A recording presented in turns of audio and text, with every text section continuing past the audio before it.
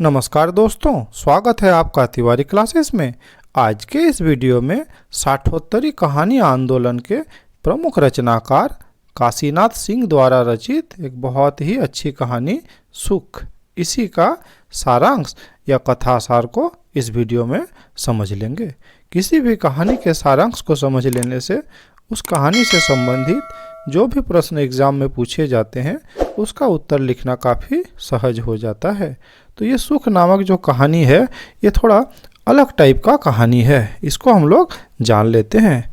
सुख कहानी की कथा वस्तु मुख्य रूप से प्रकृति और मनुष्य के मध्य बनने वाले रिश्ते को उजागर करती है।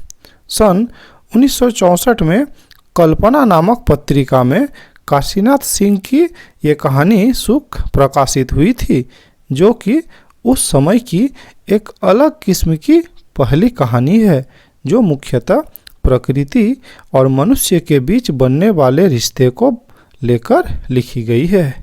ये कहानी दर्शाती है कि रिश्ते में विद्यमान ऊष्मा कैसे खत्म हो रही है, क्योंकि वह दौर मुख्यतः संबंधों के विघटन का दौर था।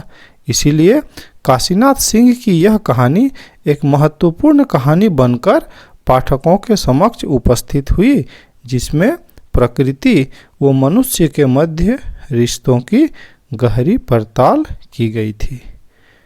इस कहानी का प्रारंभ नौकरी से वापस घर आए भोला बाबू के कमरे की खिड़की से आने वाली शाम की एक किरण के आगमन से होता है, जिसको देखने के लिए वे कमरे से बाहर निकलकर आ जाते हैं और पहाड़ी के पीछे डूबते हुए सूरज के दृश्य तथा उसके सौंदर्य से अत्यधिक प्रभावित होकर असीम सुख तथा आनंद का अनुभव करते हैं। अर्थात डूबते हुए सूरज का दृश्य देखकर इन्हें बहुत अच्छा लगता है।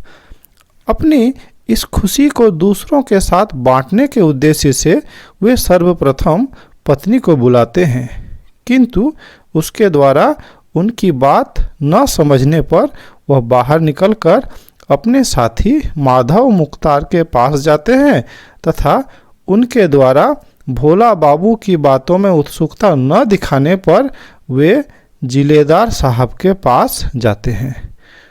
उनको भी कार्यों में व्यस्त देखकर उन्हें एकांत में ले जाकर वे सूर्यास्त के दृश्य का वर्णन करते हैं और कहते हैं कि इसमें कोई नई बात तो है नहीं, रोज ऐसा ही होता है, मौसम ही इस तरह का है।